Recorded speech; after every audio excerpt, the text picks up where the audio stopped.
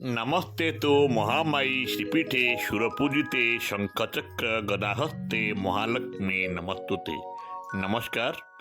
के नारायण पात्र बारिपदा मयूरभंजरू ଏହି ଗ୍ରୁପରେ ଥିବା ସମସ୍ତ ବଡ଼ ଭାଇ ବଡ଼ ଭଉଣୀମାନଙ୍କୁ ମୋର ଆନ୍ତରିକ ପ୍ରଣାମ।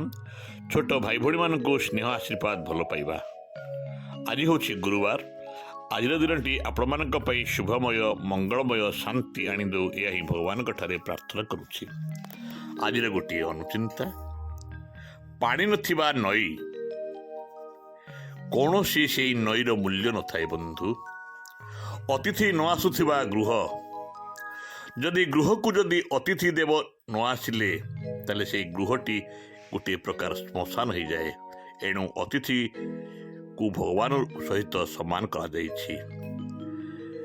ବିଶ୍ୱାସ ନଥିବା ସମ୍ପର୍କ, ଆମେ ଯଦି ସମ୍ପର୍କକୁ ଯଦି ବିଶ୍ୱାସ ନ କରିବା ତାହେଲେ ସେହି ସମ୍ପର୍କର କୌଣସି ମୂଲ୍ୟ ନଥାଏ।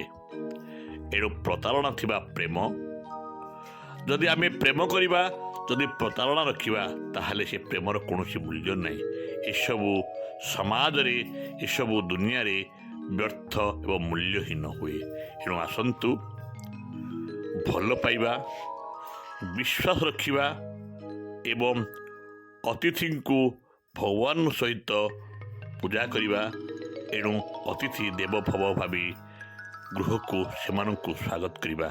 ଏସବୁ କଲେ ଆମେ ନିଶ୍ଚିତ ଭାବରେ ସମାଜରେ ଜଣେ ପ୍ରତିଷ୍ଠିତ ମଣିଷ ହୋଇପାରିବା ବନ୍ଧୁ। ଆଉ ବିଶେଷ କିଛି କହୁନି, ମତାମତ ଅପେକ୍ଷାରେ ଧନ୍ୟବାଦ। ଜୟ ଜଗନ୍ନାଥ।